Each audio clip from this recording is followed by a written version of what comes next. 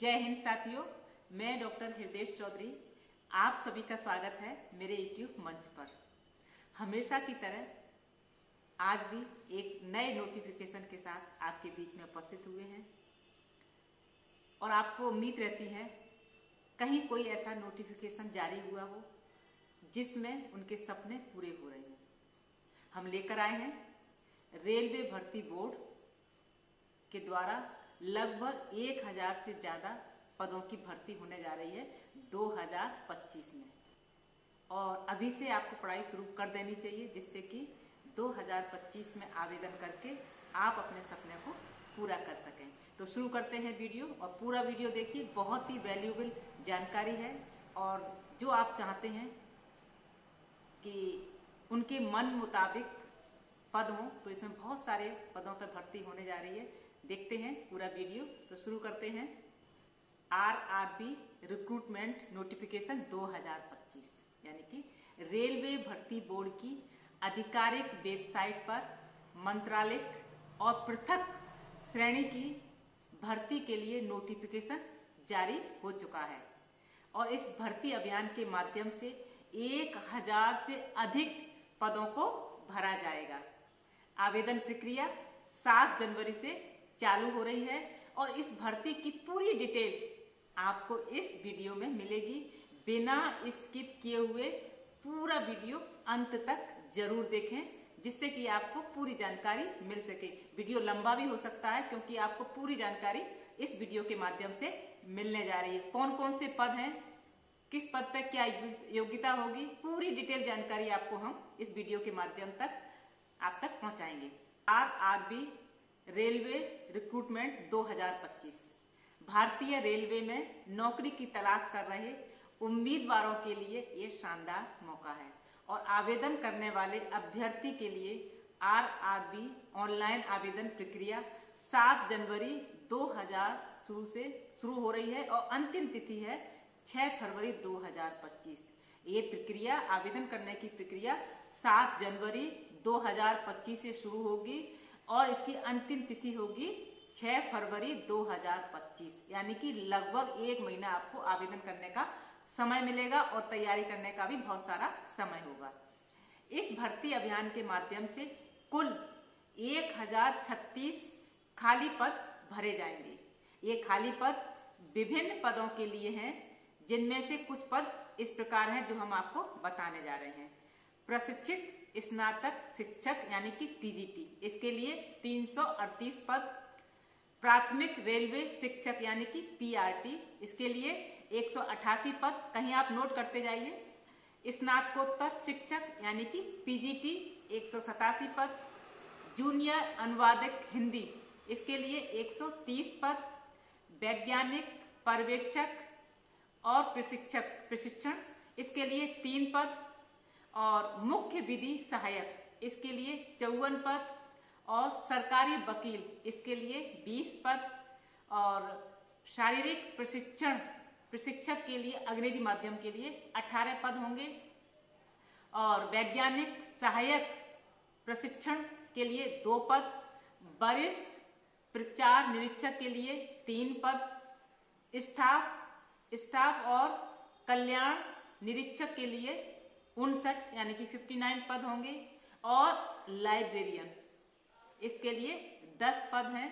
और music teacher यानी कि संगीत शिक्षिका फीमेल, इसके लिए 3 पद होंगे। और सहायक अध्यापिका महिला जूनियर स्कूल के लिए 2 पद होंगे। और प्रयोगशाला सहायक स्कूल के लिए 7 पद होंगे। और लैब सहायक ग्रेड 3 के लिए 12 पद होंगे।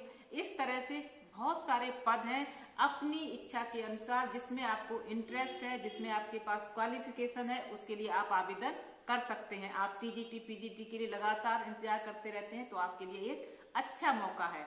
और इसके लिए शैक्षणिक योग्यता क्या होगी, एजुकेशनल क्वालिफिकेशन क्या होगी, तो ध्यान से इस वीडियो को देखिएगा, बिना स्किप किए हुए आपको पूरी डिटेल मिल जाएगी। तो शैक्षिक योग्यता, PGT अभ्यर्थी के पास उस विषय में स्नातकोत्तर डिग्री होनी चाहिए जिससे वे पढ़ाना चाहते हैं, ताकि उन्नत ज्ञान और विशेषज्ञता सुनिश्चित हो सके। जिसमें आप टीचिंग करना चाहते हैं उस विषय में आपको स्नातकोत्तर की डिग्री आपके पास अवेलेबल होनी चाहिए। टीजीटी के लिए टीजीटी आवेदकों के पास संबंधित विषय में स्नातक की डिग्री का होना आवश्यक है।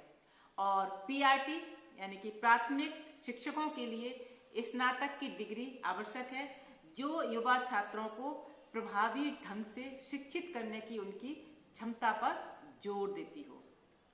अब आते हैं आगे। स्टाफ एवं कल्याण निरीक्षण के लिए श्रम या समाज कल्याण या श्रम कानून में डिप्लोमा, एलएलबी, पीओ या मानव संसाधन में एमबीए होना चाहिए। और प्रयोगशाला सहायक छात्रों को विज्ञान विषय के साथ 12वीं पास होना चाहिए तथा 1 वर्ष का अनुभव होना चाहिए। लैब असिस्टेंट ग्रेड 3rd के लिए विज्ञान के साथ 12वीं और DMLT डिप्लोमा प्रमाण पत्र होना आवश्यक है। अब जो वैकेंसी निकली है जिसमें आप आवेदन करने जा रहे हैं उसके लिए आवेदन शुल्क क्या होगा, इसकी जानकारी भी बहुत जरूरी है। तो जो जिन पदों के लिए आप आवेदन करने जा रहे हैं उनके सामान्य वर्ग के लिए उम्मीदवारों के लिए 500 रुपए आवेदन शुल्क है और आरक्षित जो अन्य जो वर्ग हैं उनके लिए 250 रुपए यानी कि 250 रुपए का शुल्क आपको करना होगा। 500 रुपए उम्मीदवारों के लिए और 250 जो सरकार के नियमानुसार है, जो अन्य वर्ग हैं उनके लिए 250 रुपए का शुल्क है। अब इसके बाद चयन की प्रक्रिया क्या रहेगी, सिलेक्शन प्रोसेस क्या होगा इस सभी पदों के लिए, तो ध्यान से सुनिएगा। कंप्यूटर आधारित टेस्ट यानी कि सीबीटी एक बहुविकल्पीय परीक्षा ऑनलाइन आयोजित होगी और शिक्षण पदों के लिए अर्हता प्राप्त करने के लिए उम्मीदवारों को सीबीटी पास करना आवश्यक है। साक्षात्कार होगा। सीबीटी में जो सफल होने वाले हैं, जिन्होंने सीबीटी एग्जाम दिया है उसमें ऑनलाइन बैठे हैं, अगर वो उसमें सफल हो जाते हैं तो साक्षात्कार के लिए आपके पास कॉल आएगा। साक्षात्कार सीबीटी में पास होने वाले उम्मीदवारों को साक्षात्कार के लिए बुलाया जाएगा। और जो नियमित पदों का प्रबंधन केंद्रीय चयन बोर्ड CES द्वारा किया जाता है, जबकि निश्चित अवधि के पदों का प्रबंधन स्थानीय चयन बोर्ड यानी कि LSB द्वारा किया जाता है। कौशल परीक्षण कुछ पदों के लिए अभ्यर्थियों की व्यवहारिक योग्यता के मूल्यांकन हेतु कौशल परीक्षण की आवश्यकता भी हो सकती है। अब उसके बाद क्या होगा, उसके बाद दस्तावेज का सत्यापन, जो आपने आवेदन करते समय जो आपने अटैच किए थे कागज पेपर, उन दस्तावेजों का सत्यापन होगा कि वो आपने सही लगाए या गलत लगाए, उसका भी चेकिंग होगा। सीबीटी और साक्षात्कार चरण पास करने के वाले अभ्यर्थियों को अपनी पात्रता और योग्यता की पुष्टि के लिए दस्तावेज सत्यापन से गुजरना होगा। जो लोग सीबीटी पास हो गए हैं, साक्षात्कार में पास हो गए हैं, उन अभ्यर्थियों को दस्तावेज सत्यापन से भी गुजरना पड़ेगा, यानी कि उनको बुलाया जाएगा, उनको दिखाना पड़ेगा कि हमने जो भी अटैच किए हैं वो सब।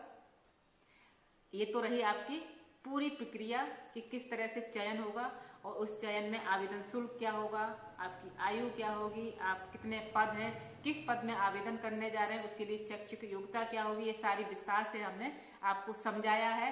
तो एक बार जब आवेदन करें ऑनलाइन तो उसके बाद जब सबमिट करें तो आप एक बार पूरा चेक कीजिएगा, जिससे कहीं कोई गलती ना हो जाए, जिससे कि आपका आवेदन निरस्त हो जाए। तो एक एक पॉइंट को आप क्लियर करके जब चेक कर लेंगे पूरा और समझें कि हाँ बिल्कुल सही हो चुका है, तब आप उसको सबमिट कीजिएगा। तो ये सारी जानकारी थी।